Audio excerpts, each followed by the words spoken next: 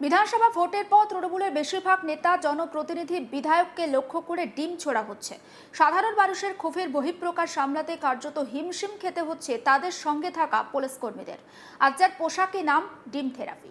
এবার রাজ্যের এক জায়গায় তৃণমূল নেতার ভাইকে লক্ষ্য করে চলল বিক্ষোভ, চলে ডিম থেরাপিও। এমনকি ওই তৃণমূল নেতার বাড়ির সামনে বিক্ষোভ দেখিয়ে পোস্টার লাগানো হয়। পোস্টারে ওই তৃণমূল নেতার ভাইকে জমি মাফিয়া বলে উল্লেখ করে তার বিরুদ্ধে বিভিন্ন অভিযোগ তুলে ধরা হয়েছে। প্রত্যক্ষদর্শীরা জানান, প্রথমে বাড়ি থেকে বেরোনোর পর ওই তৃণমূল নেতার ভাইকে লক্ষ্য করে ডিম ছোড়া হয়। এরপর পরিস্থিতি বেগতিক দেখে তিনি দ্রুত বাড়ির ভিতরে ঢুকে পড়েন। এরপরও কিছুক্ষণ ধরে বাড়ির সামনে বিক্ষোভ চলতে থাকে। চাঞ্চল্যকর এই ঘটনা ঘটেছে হাওড়ার বালিতে।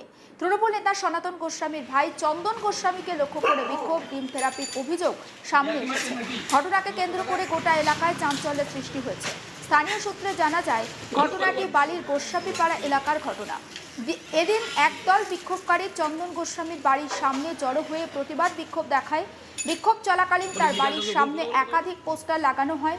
সেই পোস্টারে চন্দন গোস্বামীকে জমি মাফিয়া বলে উল্লেখ করা হয় এবং তার বিরুদ্ধে বিভিন্ন অভিযোগ তুলে ধরা হয়। প্রত্যক্ষদর্শীদের দাবি, বিক্ষোভের এক পর্যায়ে চন্দন গোস্বামী বাড়ি থেকে বের হলে তাকে লক্ষ্য করে ডিম ছোড়া হয়। আচমকা ডিম ছোড়া শুরু হওয়ায় তিনি দ্রুত নিজের বাড়ির ভিতরে ঢুকে পড়েন। এরপরও কিছুক্ষণ ধরে বাড়ির সামনে বিক্ষোভ চলতে থাকে।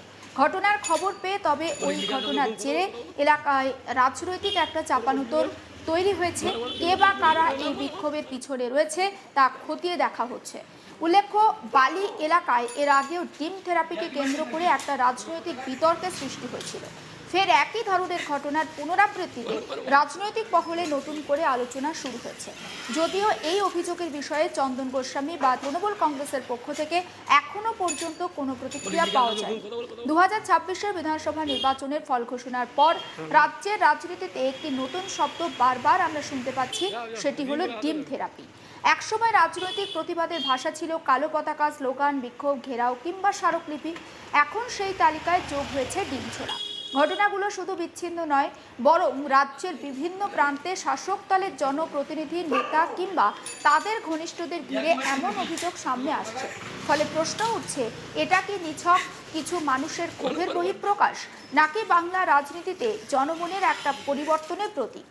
সাম্প্রতিক ঘটনায় হাওড়ার বালির গোস্বামী পাড়ায় তৃণমূল নেতা সনাতন গোস্বামীর ভাই চন্দন গোস্বামীকে ঘিরে বিক্ষোভ, ডিম ছোড়ার অভিযোগ সামনে এসেছে। স্থানীয়দের একাংশ তার বাড়ির সামনে বিক্ষোভ দেখান। বাড়ির সামনে পোস্টারও লাগানো হয়, যেখানে তার বিরুদ্ধে বিভিন্ন অভিযোগ তোলা হয় এবং তাকে জমি মাফিয়া বলে উল্লেখ করা হয়।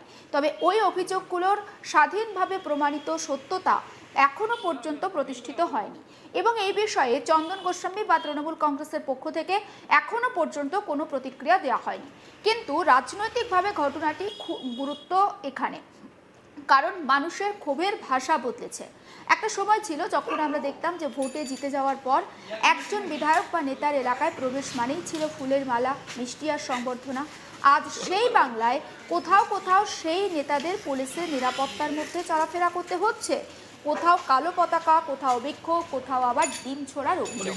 এই পরিবর্তন শুধু রাজনৈতিক ঘটনা নয়, এটি জনমানুষের পরিবর্তনেরও ইঙ্গিত বহন করে। রাজনীতিতে আমরা জানি যে প্রতীক ভীষণ গুরুত্বপূর্ণ। ডিম ছোড়া কোনো প্রাণঘাতী হামলা নয়, কিন্তু এটি প্রকাশ্যে একটা অপমান। অর্থাৎ প্রতিবাদীরা বলতে চাইছেন যে আমরা আর আপনাদেরকে সম্মান দিচ্ছি না। গণতন্ত্রে ভোটের পাশাপাশি জনমতের এই প্রতীকী প্রকাশও একটা রাজনৈতিক বার্তা বহন করে। তবে এটাও মনে রাখা জরুরি, কোনো ধরনের শারীরিক আক্রমণ বা হেনস্থা গণতান্ত্রিক সংস্কৃতির একটা আদর্শ উদাহরণ হতে পারে না। রাজনৈতিক মতভেদ প্রকাশের সাংবিধানিক আর শান্তিপূর্ণ পথই সর্বাধিক গ্রহণযোগ্য। কিন্তু সবথেকে বড় প্রশ্ন হচ্ছে, কেন এমন পরিস্থিতি তৈরি হচ্ছে? বিগত এক দশকেরও বেশি সময় ধরে রাজ্যে তৃণমূল কংগ্রেস প্রায় একচ্ছত্র রাজনৈতিক শক্তি হিসেবে প্রতিষ্ঠিত। দীর্ঘদিন ক্ষমতায় থাকা যে কোনো সরকারের ক্ষেত্রে একটি স্বাভাবিক সমস্যা তৈরি হয়। ক্ষমতার পাশাপাশি বাড়তে থাকে জনতার প্রত্যাশা। মানুষ শুধু প্রতিশ্রুতি শুনতে চায় না, তারা বাস্তবে উন্নয়নও দেখতে চায়। রাস্তা, জল, কর্মসংস্থান, দুর্নীতিমুক্ত প্রশাসন, জমি সংক্রান্ত স্বচ্ছতা, স্থানীয় নেতৃত্বের জবাবদিহি, এসব ক্ষেত্রেই যদি মানুষের মনে অসন্তোষ তৈরি হয়, তাহলে সেই বিক্ষোভ একসময় প্রকাশ তো পেতেই পারে। সমস্ত বিষয়টা নিয়ে আমার কলিগ বৈদ্যনাথ ঝাড় একটি রিপোর্ট দেখাবো। বালিতে তৃণমূল নেতাকে লক্ষ্য করে ডিম ছোড়া হলো। ঘটনাটি ঘটেছে হাওড়া বালি গোস্বামী পাড়া। যেটা জানায় তৃণমূল বালি অঞ্চলের নেতা সনাতন গোস্বামী, তাকে না পেয়ে তার ভাই চন্দন গোস্বামীকে প্রথমে বাড়ি থেকে ডাকা হয় ও বাইরে বেরিয়ে আসার পর যখন তিনি কথা বলছিলেন সেই সময় দেখা যায় যে মহিলারা তার উপরে মাথার উপরে ডিম ফাটিয়ে দেন ও যখন তিনি সেইটা দেখে পালিয়ে যাচ্ছিলেন, ছুটে বাড়ির দিকে পালাচ্ছিলেন, তখন তাকে লক্ষ্য করে পর কয়েকটি ডিম ছুঁড়ে তাকে মারা হয়। যেটা জানা যাচ্ছে যে এই ডিম থেরাপি কালচার যেটা শুরু হয়েছে পশ্চিমবঙ্গ, সেটা কিছুতেই থামার নাম নিচ্ছে না। হাওড়া শহর জুড়ে একাধিক যে তৃণমূল নেতা নেত্রী রয়েছেন, শহর হোক বা গ্রামীণ, তাদেরকে লক্ষ্য করে এই ডিম ছুঁড়ে প্রতিবাদ জানানো হচ্ছে। যেটা জানা যাচ্ছে যে বালির অঞ্চলের এই যে সনাতন গোস্বামী রয়েছেন তৃণমূল নেতা, তার বিরুদ্ধে একাধিক অভিযোগ রয়েছে। জমি মাফিয়ার মতন যেটা অভিযোগ সেটা বলা হচ্ছে। তার পাশাপাশি যে সমর্থকরা ছিলেন যারা এই ঘটনা ঘটিয়েছেন, তারা হাতে পোস্টার নিয়ে এসে থাকেন ও তার বাড়ির সামনে বিক্ষোভ দেখাতে শুরু করেন। বিক্ষোভের পাশাপাশি তারা তার বাড়ির যে দেয়াল সেটাতে পোস্টার লাগিয়ে দেন জমি মাফিয়া বলে। এই ঘটনা যে বেশ কিছুক্ষণ এলাকায় উত্তেজনার সৃষ্টি হয়, কিন্তু যেটা জানা যাচ্ছে যে পালা বদল হবার পর চৌঠা মেয়ের পর থেকে এলাকার মানুষ যারা রয়েছেন, যারা তৃণমূল নেতা নেত্রী যাদেরকে শোষণ করেছেন এক হিসাবে বলা যেতে পারে বা প্রতারিত করেছেন, তারা যে ক্ষোভে ফেটে পড়েছেন। এইভাবে ক্ষোভ তারা উগড়ে দিচ্ছেন। যেইখানে নেতা কর্মীদেরকে দেখছেন তৃণমূলের, তাদেরকে লক্ষ্য করে এই ডিম ছুঁড়ে তাদেরকে আঘাত করা হচ্ছে। যেটা জানা যাচ্ছে যে বালি এলাকা এই তৃণমূল নেতা সনাতন গোস্বামী দীর্ঘদিন ধরে তার দাপট ছিল ও তিনি সেইখানে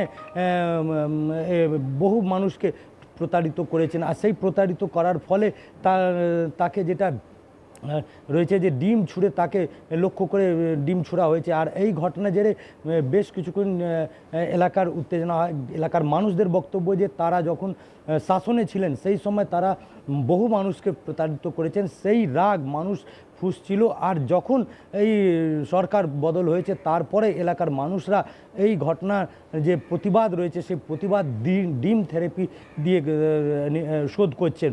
কিন্তু প্রশ্ন উঠছে, এই ডিম থেরাপি কতদিন চলবে? এটা কি পশ্চিমবাংলার কালচার ছিল? কেন এই ধরনের হচ্ছে? যখন শীর্ষ নেতা বিজেপির তারা বলছেন, তার সত্ত্বেও কেন এই ধরনের ঘটনা থেকে এলাকার মানুষ হোক বা যদিও বিজেপি সমর্থক হন, তারা কেন এই ঘটনাটা বন্ধ করছে না? কিন্তু এই ঘটনা জেরে যেটা প্রকাশ্যে উঠে আসছে যে কোনো রকম বিজেপির কোনো যোগ নেই। এলাকার মানুষরা খুবই ফুঁসছিলেন আর সেই কারণে এলাকার মানুষরা এই ক্ষোভ উগড়ে দিয়েছেন। যদিও সনাতন গোস্বামীকে তারা পাননি, তার ভাইকে লক্ষ্য করে ডিম ছুঁড়া হয়েছে। এইবার প্রশ্ন রয়েছে যে বাড়ির যে নেতা ছিলেন যে তৃণমূল কংগ্রেসের, তাদেরকে না পেয়ে তাদের বাড়ির যে আত্মীয় স্বজন রয়েছে তাদেরকে লক্ষ্য করা হচ্ছে, ডিম ছুঁড়ে তাদেরকে ডিম থেরাপি দেওয়া হচ্ছে। সমস্ত আপডেট পৌঁছে দেবো আপনাদের কাছে। নজর রাখুন আজ তাক বাংলায়, সাবস্ক্রাইব করতে ভুলবেন না।